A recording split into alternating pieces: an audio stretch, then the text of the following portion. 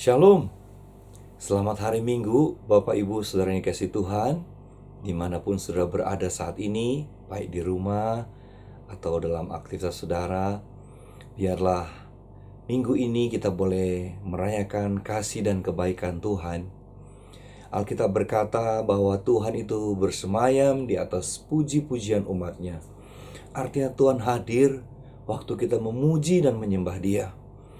Tuhan hadir dalam keluarga kita, dalam pekerjaan pelayanan kita.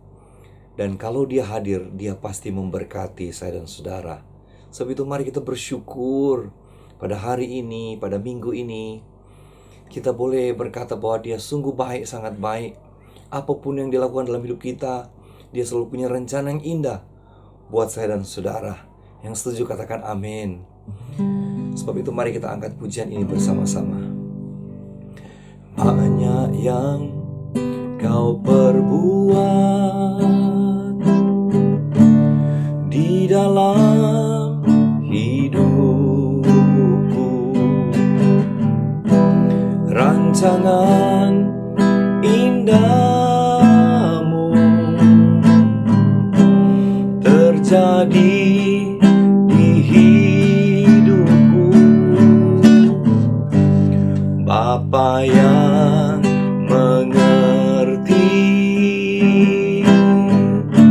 segala yang ku perlu, kasih-Mu sempurna nyata dalam hidupku. Ku bersyukur Bapa, ku bersyukur Tuhan, buat kasih setia-Mu di dalam hidupku. Ku bersyukur, ku bersyukur Bapa, ku bersyukur Tuhan, buat kasih setia-Mu di dalam hidupku. Ku bersyukur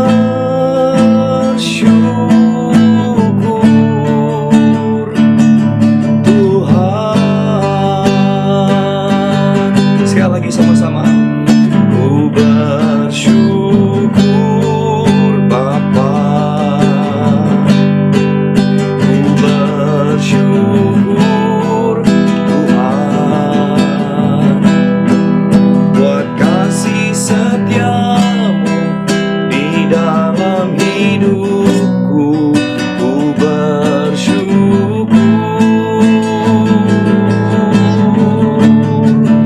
ku bersyukur Bapa, ku bersyukur Tuhan, buat kasih setia-Mu di dalam hidupku. Ku bersyukur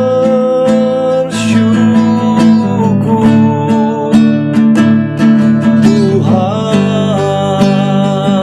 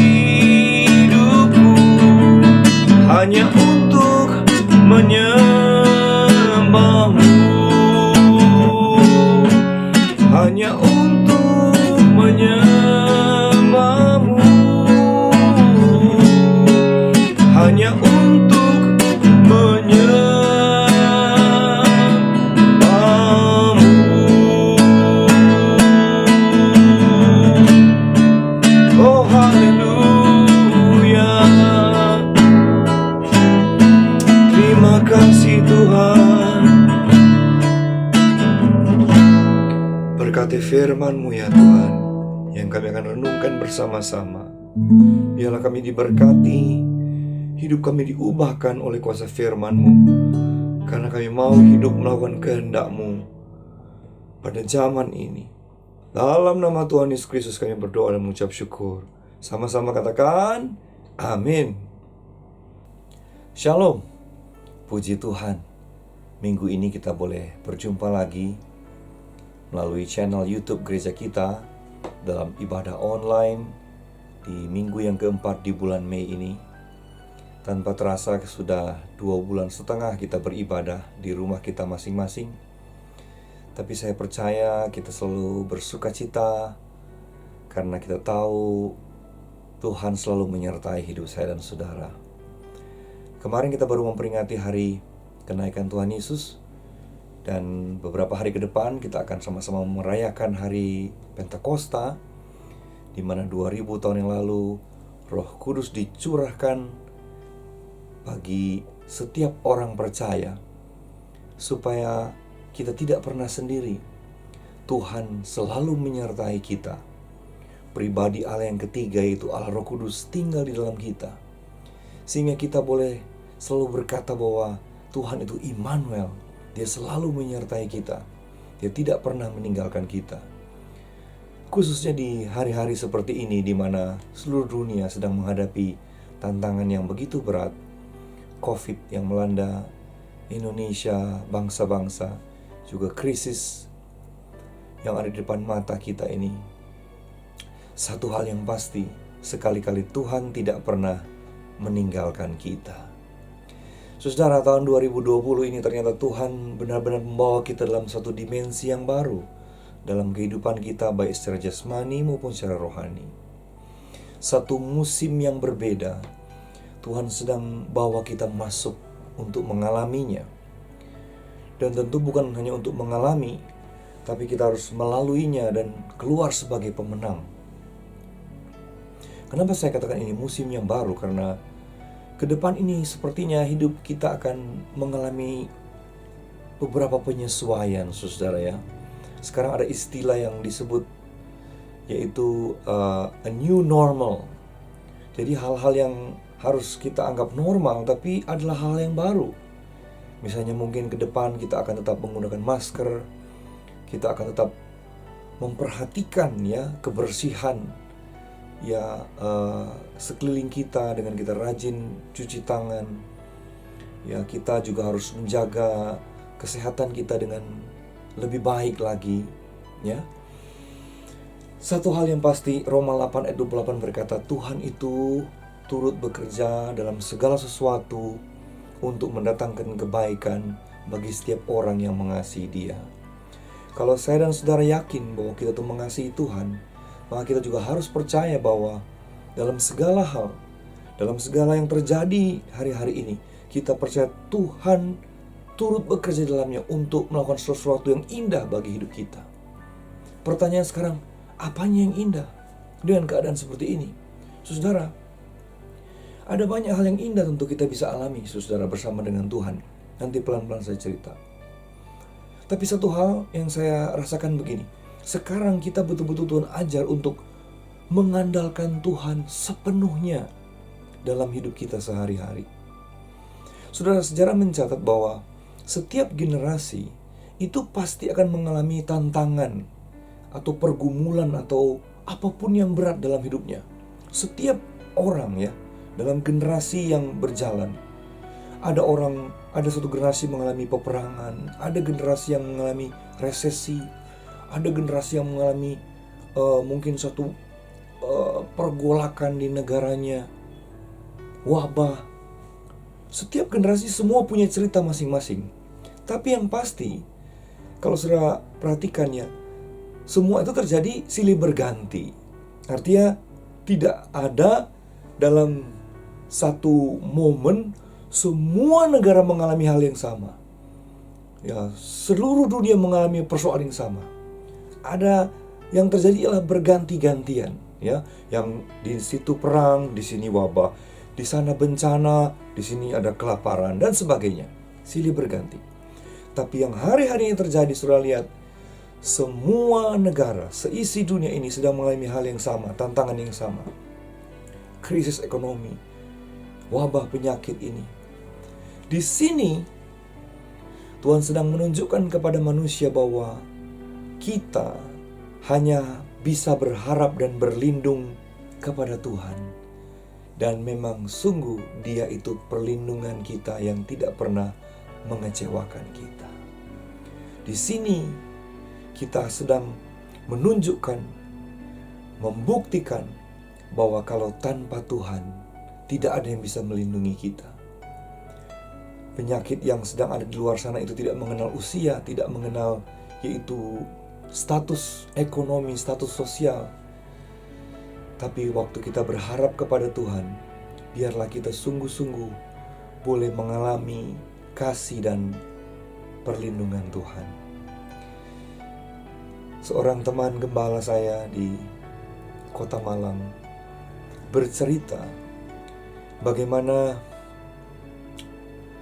ada seorang jemaatnya, ada satu keluarga daripada jemaatnya yang sehari-harinya cuma menjual yaitu kopi saset, ya. Berjualan kopi eceran. Jadi tentu gereja memberikan bantuan sembako kepada jemaat ini, suami istri ini. Bantuan beras, ya. Nah, tapi ini yang terjadi, dikatakan sudah sebulan lebih. Jadi berarti ini sudah mau 2 bulan berarti. Itu suami istri ini tidak bertanya atau menelpon kepada Pak Gembala, Pak, apakah masih ada bantuan sembako lagi, gitu ya. Jadi gembalanya yang telepon, ya toh, telepon ke suami, Pak, itu beras yang diberikan kemarin masih ada? Suami itu menjawab, masih ada, Pak. Loh, kan kita juga ngasih nggak banyak, kok udah 2 bulan belum habis-habis? Itulah Pak mujizat Tuhan, katanya. Beras itu sampai hari ini belum habis-habis, saudara. Wow, luar biasa. Apa yang saya mau bilang kepada saudara? Bahwa Tuhan sanggup memelihara orang-orang yang berharap dan mengandalkan Dia. Puji Tuhan, saudara. Nah, sekarang apa sebenarnya yang sedang terjadi di dunia ini, saudara? Minimal 2 hal ini. Yang pertama, ternyata Tuhan sedang membuktikan bahwa firman-Nya itu ya dan amin. Ya, kalau saudara membaca dari 2 Timotius pasal yang ketiga, ayat yang pertama. 2 Timotius 3 ayat yang pertama, firman Tuhan berkata begini, ketahuilah bahwa pada hari-hari terakhir akan datang masa yang sukar. Saudara, apa yang terjadi hari-hari ini? Sebenarnya Tuhan sedang menggenapi firman-Nya di akhir zaman ini. Kita tahu kita sekarang ada di akhir zaman. Dan Tuhan jauh-jauh hari berkata bahwa di hari-hari terakhir, yaitu hari-hari ini, saya percaya akan datang masa-masa yang sukar, saudara. Ya. Nah, untuk apa yaitu Tuhan mengizinkan masa-masa yang sukar ini terjadi? Saya percaya yang pertama supaya bangsa-bangsa atau dunia ini berbalik kepada Tuhan. Dulu-dulu kita bisa menghadapi masalah pergumulan dengan kekuatan kita, dengan kemampuan kita, dengan uang kita, dengan kekuasaan kita. Tapi hari-hari ini kita tahu cuma Tuhan perlindungan kita, pertolongan kita. Sebab itu Tuhan mau kita semua berbalik kepada Dia, sungguh-sungguh mengikuti Dia, bertobat, ya, dari jalan-jalan kita yang lama yang mungkin tidak berkenan kepada Tuhan. Ya, yang belum percaya supaya berbalik kepada Tuhan, tidak sungguh-sungguh supaya bertobat. Karena saya percaya ini Alkitab berkata adalah bagian dari cara Tuhan untuk membuat orang melihat akan kebesaran Tuhan. Saya tulis begini, ini hari-hari penuaian Tapi pada saat yang sama juga ini adalah hari-hari pemurnian, bahkan penampian, saudara. Ya, Alkitab berkata bahwa pemurnian itu bahkan dimulai dari rumah Tuhan. 1 Petrus 4 ayat 17 berkata begini, karena sekarang telah tiba saatnya penghakiman dimulai, dan pada rumah Allah sendiri yang harus pertama-tama dihakimi. Dan jika penghakiman itu dimulai pada kita, bagaimanakah kesudahannya dengan mereka yang tidak percaya pada Injil Allah? Jadi ini hari-hari penuaian memang, di mana orang akan datang kepada Tuhan. Tapi ini juga hari-hari pemurnian. Dan pemurnian itu dimulai dari rumah Tuhan sendiri, dari kita umat Tuhan. Umat Tuhan sedang dimurnikan hari-hari ini. Sebab itu mari kita sungguh-sungguh datang kepada Tuhan, beribadah kepada Tuhan dengan sungguh-sungguh, mengasihi Tuhan dengan sungguh-sungguh. Yang setuju katakan amin. Nah, yang kedua, jadi kalau yang pertama yaitu Tuhan sedang menggenapi firman-Nya di akhir zaman ini. Tapi yang kedua ialah Tuhan sedang menyatakan kemuliaan-Nya atas dunia ini. Ibrani pasal yang ke-12 ayat yang ke-28, maksud saya ayat yang ke-26 sampai ayat yang ke-28, firman Tuhan berkata demikian. Pada waktu itu suaranya mengguncang bumi, tetapi sekarang ia memberikan janji, satu kali lagi aku akan mengguncangkan bukan hanya bumi saja, melainkan langit juga. Ungkapan satu kali menunjukkan kepada perubahan pada apa yang dapat diguncangkan, karena ia dijadikan supaya tinggal tetap apa yang tidak tergoncangkan. Jadi, karena kita menerima kerajaan yang tidak tergoncangkan, marilah kita mengucap syukur dan beribadah kepada Allah menurut cara yang berkenan kepadanya dengan hormat dan takut. Katakan amin. Saudara, hari-hari ini segala sesuatu akan digoncangkan, supaya terbukti mana yang tak tergoncangkan, yaitu kerajaan Allah. Kerajaan Allah yang kita miliki dalam Yesus Kristus. Nah, sebab itu Alkitab berkata kita harus bersyukur, karena kita telah memiliki kerajaan yang tak tergoncangkan itu. Amin. Nah, tapi yang jadi masalah begini, apakah kita betul-betul tinggal dalam kerajaan yang tak tergoncangkan itu? Sebab begini, memiliki belum tentu yaitu tinggal di dalamnya. Punya belum tentu kita menikmati apa yang kita punyai. Setuju Bapak Ibu? Saudara punya rumah misalnya di kota Jakarta ini, atau dimanapun saudara tinggal, ya, rumah yang bagus, yang nyaman, ya. Tapi ternyata saudara tidak menikmati rumah itu. Karena misalnya karena satu dan lain hal, saudara tinggal di kota lain atau di negara lain. Mungkin karena tugas, karena studi, pekerjaan, sehingga saudara bahkan tinggal di apartemen di kota itu, di negara itu. Tapi sebenarnya saudara punya rumah yang nyaman, yang sangat asri untuk ditinggal di kota kelahiran saudara. Jadi punya belum tentu menikmati, ya, belum tentu mengalami. Nah, hal yang sama juga sebenarnya terjadi dalam kehidupan saya dan saudara. Memiliki kerajaan sorga belum tentu kita tinggal dalam kerajaan sorga itu. Masih ingat cerita tentang anak bungsu yang pergi dari rumah bapaknya? Dia anak orang kaya, papanya orang yang kaya sekali. Tapi anak itu pergi jauh dari rumah orang tuanya. Akhirnya dia miskin melarat. Sampai dia sadar, dan dia pulang ke rumah bapaknya, dan bapaknya memulihkan kembali hidupnya. Saya dan saudara adalah anak-anak Bapa di sorga. Tapi kalau kita ingin mengalami berkat Tuhan, anugerah Tuhan, pemeliharaan Tuhan, pastikan kita tinggal di rumah Bapa kita, yaitu kerajaan sorga. Nah, bagaimana caranya? supaya kita bisa tinggal dalam kerajaan sorga, kerajaan yang tak tergoncangkan itu, kerajaan yang Tuhan mau kita hidupi setiap hari. Saya mau ajak saudara membuka dari kitab Ibrani pasal yang ke-10 ayat yang ke-37 sampai ayat yang ke-39.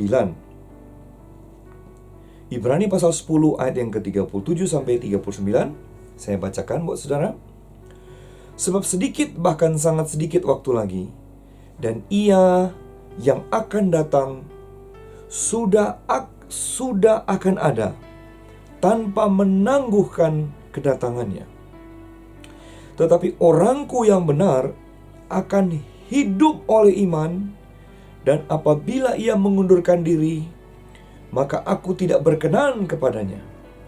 Tetapi kita bukanlah orang-orang yang mengundurkan diri dan binasa, tetapi orang-orang yang percaya dan yang beroleh hidup.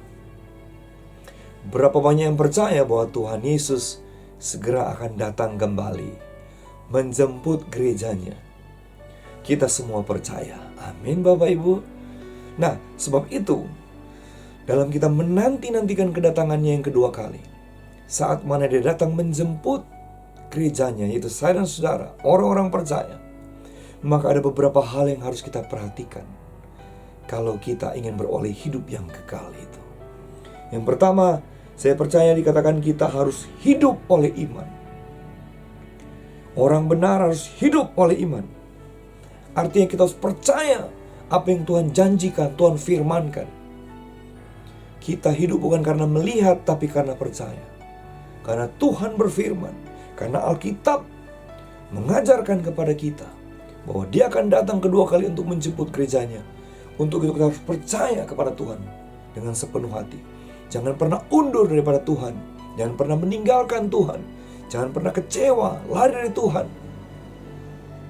Tapi kita harus selalu percaya bahwa janji Tuhan ya dan amin. Tidak ada satupun dari janji yang terlewatkan untuk tergenapi dalam hidup saya dan saudara. 1 Korintus pasal 10 ayat yang ke-13, firman Tuhan berkata begini. Pencobaan-pencobaan yang kamu alami ialah pencobaan-pencobaan biasa yang tidak melebihi kekuatan manusia. Sebab Allah setia, dan karena itu Ia tidak akan membiarkan kamu dicobai melampaui kekuatanmu. Pada waktu kamu dicobai, Ia akan memberikan kepadamu jalan keluar sehingga kamu dapat menanggungnya. Yang percayakan janji Tuhan ini katakan amin.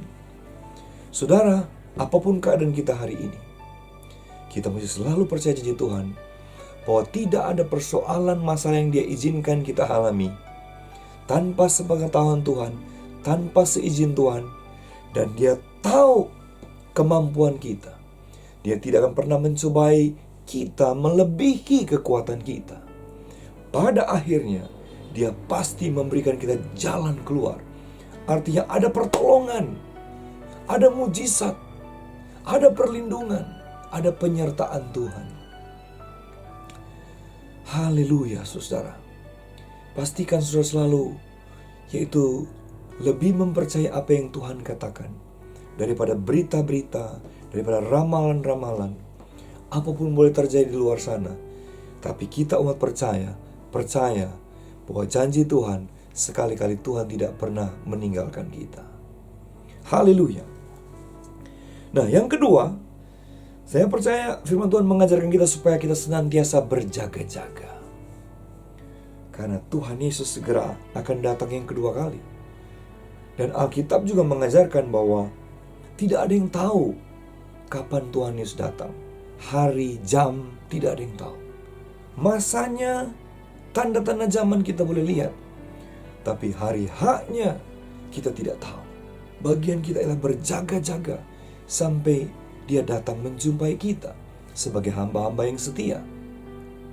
Nah, kata bertekun, saya percaya ini bicara soal, maksud saya kata berjaga-jaga, ini bicara soal ketekunan. Berarti kita harus tekun untuk berjaga-jaga, ya, selalu berjaga-jaga.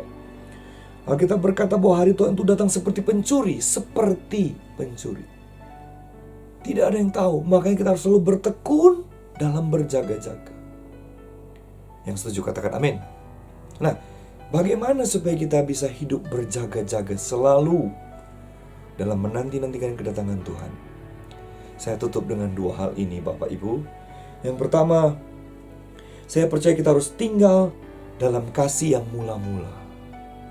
Tinggal dalam kasih yang mula-mula. Apa yang dimaksud dengan hal ini? Saudara pernah baca tentu di dalam Wahyu pasal yang kedua, ayat yang kedua sampai ayat yang keempat. Wahyu pasal 2 ayat yang kedua sampai ayat yang keempat. Ini adalah teguran Tuhan kepada jemaat di Efesus, karena mereka telah meninggalkan kasih-Nya yang semula. Ayat yang kedua, aku tahu segala pekerjaanmu, baik jeripayahmu maupun ketekunanmu. Aku tahu bahwa engkau tidak dapat sabar terhadap orang-orang jahat, bahwa engkau telah mencobai mereka yang menyebut dirinya rasul, tetapi yang sebenarnya tidak demikian, bahwa engkau telah mendapati mereka pendusta, dan engkau tetap sabar dan menderita oleh karena namaku, dan engkau tidak mengenal lelah. Ayat 4, namun demikian aku mencela engkau, karena engkau telah meninggalkan kasih-Mu yang semula. Sebab itu ingatlah betapa dalamnya engkau telah jatuh. Bertobatlah dan lakukanlah lagi apa yang semula engkau lakukan. Sampai situ saja. Saudara-saudara, jemaat di Efesus dikenal sebagai jemaat yang rajin, jemaat yang setia melayani Tuhan, tekun bekerja. Bahkan mereka jemaat yang pintar, karena mereka bisa tahu mana yang benar, mana pengajaran yang salah. Jadi mereka memiliki pengetahuan akan kebenaran firman Tuhan yang mumpuni, saudara.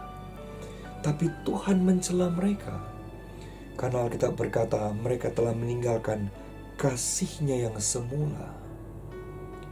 Apa itu kasih yang semula? Saya percaya itu bicara soal hubungan yang intim dengan Tuhan, hubungan yang dekat dengan Tuhan, hubungan yang penuh kasih dengan Tuhan. Saudara, kita bisa dilihat orang sebagai orang yang mengasihi Tuhan ketika kita rajin melayani Tuhan. Kita semangat melayani pekerjaan Tuhan. Kita dalam segala akses rohani, kita ada di dalamnya, kita terlibat. Orang mungkin berkata bahwa, wow, dia sangat mengasihi Tuhan. Puji Tuhan. Tapi yang paling tahu persis apakah kita sedang mengasihi Tuhan dengan segenap hati kita, dengan kasih yang mula-mula, itu hanya kita dan Tuhan. Satu hari ada seorang gembala cerita kepada saya bagaimana seorang ibu datang kepada dia untuk minta didoakan, minta dilayani. Tapi artinya pengalaman ibu itu sudah panjang sekali. Jadi ini tinggal cerita terakhir yang membuat hamba Tuhan ini cukup kaget ya. Karena ibu itu datang dan berkata begini, Pak Pendeta, sebelumnya saya mau minta maaf, karena sepertinya dalam waktu dekat ini saya akan berpisah dengan suami saya. Pendeta itu tentu kaget. Apa yang terjadi, Bu? Kenapa bisa begitu? Ya, sejujurnya ada masalah yang belum bisa kami selesaikan, atau dia sendiri belum bisa selesaikan. Belasan tahun dia menahan dirinya. Dia tunggu sampai anak-anaknya besar. Sekarang anaknya sudah dewasa semua, sudah mandiri. Dan dia bilang, cukup sudah, saya bersabar selama ini. Selama belasan tahun ini saya telah menjadi ibu yang baik bagi anak-anak, bagi suami. Setiap hari saya melayani mereka, anak-anak, suami saya layani, Pak. Tapi sejujurnya saya sudah tidak menyayangi suami saya lagi. karena persoalan yang terjadi di waktu yang lampau, yang sampai hari itu dia belum bisa selesaikan rupanya. Dan sekarang dia akan meninggalkan suaminya. Apa yang menjadi pelajaran di sini, Bapak Ibu? Ibu itu boleh dilihat orang sebagai istri yang baik. Belasan tahun melayani keluarganya, mengasihi keluarganya, melayani anak-anak, suami tentu. Tapi di hatinya tidak seperti apa yang terlihat. Nah, bagaimana dengan keadaan saya dan saudara hari-hari ini? Apakah kita hanya sibuk melayani, tapi mungkin kita tidak sedang dekat dengan Tuhan, intim dengan Tuhan? Sebab itu bagaimana supaya kita bisa selalu berjaga-jaga? Kita harus selalu jaga hubungan pribadi kita dengan Tuhan. Ingat cerita Maria dan Marta? Waktu Marta sibuk dan dia mengeluh akan sikap Maria yang hanya duduk di depan Tuhan Yesus, mendengarkan apa yang Tuhan Yesus sedang sampaikan. Dia protes kepada Yesus supaya menegur Maria. Tapi Tuhan Yesus berkata, Marta, Marta. Maria mengambil apa yang terbaik, yang paling penting bagi dirinya. Saudara-saudara, kita memang harus melayani pekerjaan Tuhan dengan baik. Tapi yang terutama, kita harus melayani Dia, pribadi Allah sendiri, melalui keintiman yang kita bangun setiap hari bersama dengan Tuhan. Haleluya, haleluya. Saya berdoa hari-hari ini, saya dan saudara tetap intim dengan Tuhan, tetap mengasihi Tuhan di atas segala-galanya. Nah, tapi saya percaya buah daripada kita mengasihi Tuhan dengan segenap hati kita, kita intim dengan Tuhan, itu pasti yang kedua ialah kita hidup melakukan firman Tuhan. Amin. Karena melakukan firman Tuhan itu adalah buah daripada keintiman. Jadi pengenalan kita akan Tuhan akan membawa kita kepada keintiman. Ya, itu sebabnya Tuhan ajar kita untuk selalu mencari Dia, mengenal Dia melalui firman-Nya, ya, melalui apapun yang Tuhan bisa pakai untuk kita semakin mengenal Dia. Supaya apa? Supaya kita semakin mengasihi Dia, semakin intim dengan Dia. Tapi buah dari keintiman ialah melakukan kehendak Tuhan. Ketaatan kepada firman Tuhan itu adalah buah daripada keintiman kita dengan Dia. Sudah tidak bisa berkata bahwa saya intim dengan Tuhan, saya mengasihi Tuhan dengan segenap hati. Tapi maaf, ketika melakukan firman Tuhan, perintah Tuhan, kita tidak bisa menunjukkannya dengan baik, saudara. Setelah kita intim dengan doa, baca firman, what next? Apa kita balik lagi? Doa lagi, baca firman lagi? Tidak. Saya percaya kita melakukan apa yang kita baca itu. Saudara, ini waktunya kita mempraktikkan firman Tuhan dalam kehidupan saya dan saudara sehari-hari. Yaitu waktu Tuhan berkata untuk kita jadi berkat bagi orang lain, kita jadi garam dan terang. Itu adalah buah daripada keintiman kita dengan Tuhan.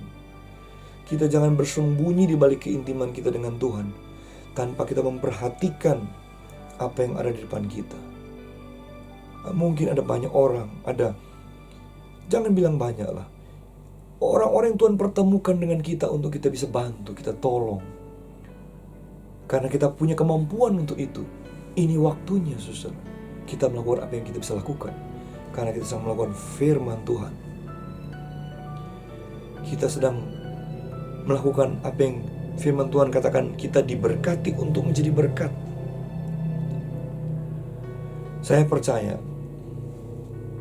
dalam menanti-nantikan kedatangan Tuhan Yesus yang kedua kali, ini waktunya gereja Tuhan, yaitu saudara-saudara, tampil untuk menjadi kesaksian dan berkat bagi orang-orang di luar sana, supaya mereka melihat kemurahan, dan kebaikan Tuhan.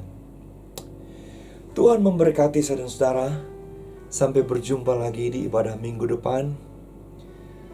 Tetap sehat, tetap semangat, tetap sukacita. Karena sekali-kali Tuhan tidak pernah meninggalkan kita, bahkan sampai kesudahan zaman. Haleluya, mari kita berdoa. Tuhan, terima kasih. Kami percaya musim yang baru sedang kami masuki bersama dengan Tuhan. Dan Tuhan ada di depan kami, berjalan di depan kami, menuntun kami siang dan malam. Dan sekali-kali Engkau tidak pernah meninggalkan kami. Kami akan melihat bagaimana Tuhan membawa kami dalam pengalaman-pengalaman yang baru, untuk melihat kasih dan kuasa-Mu dinyatakan dalam kehidupan kami. Hamba berdoa berkati gereja-Mu ya Tuhan, anak-anak-Mu, hamba-hamba Tuhan. Setiap orang yang mendengar, yaitu channel YouTube ini, menonton channel YouTube ini, biarlah Engkau mengalami berkat Tuhan, perlindungan dan pertolongan Tuhan biarlah sempurna atas kita anak-anak-Nya. Sebab itu terimalah berkat, damai sejahtera, sukacita, dan kasih karunia yang berlimpah-limpah dari Bapa di sorga, di dalam anaknya Tuhan Yesus Kristus. Dan persekutuan, penghiburan, kuasa Roh Kudus menyertai hidup kita hari ini, sampai dia datang kedua kali, bahkan sampai selama-lamanya. Dan kita yang diberkati, sama-sama katakan amin. Tuhan Yesus memberkati.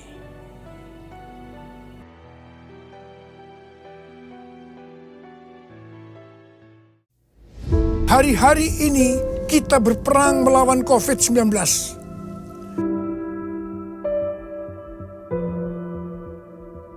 Sebanyak 16.000 lebih pekerja di DKI Jakarta terpaksa mendapatkan pemutusan hubungan kerja atau PHK akibat dampak ekonomi yang ditimbulkan oleh pandemi virus corona.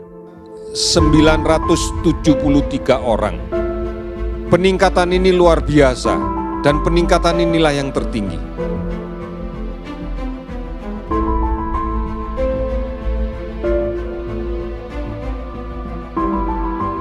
Aku menyangka dalam kebingunganku, aku telah terbuat dari hadapan-Mu, tetapi sesungguhnya Engkau mendengarkan suara permohonanku ketika aku berteriak kepadamu minta tolong. Saudara, jangan pernah berhenti berdoa. Ayo bangkit dan doa. Doa saudara saya akan mengubah keluarga kita, mengubah kota kita, mengubah bangsa kita. Jangan berhenti berdoa. Pentakosta yang ketiga. The third Pentecost! Sudah mulai. It's already beginning! Sudah mulai. Already beginning! Sudah mulai. It's already beginning! Sudah mulai. It's already beginning!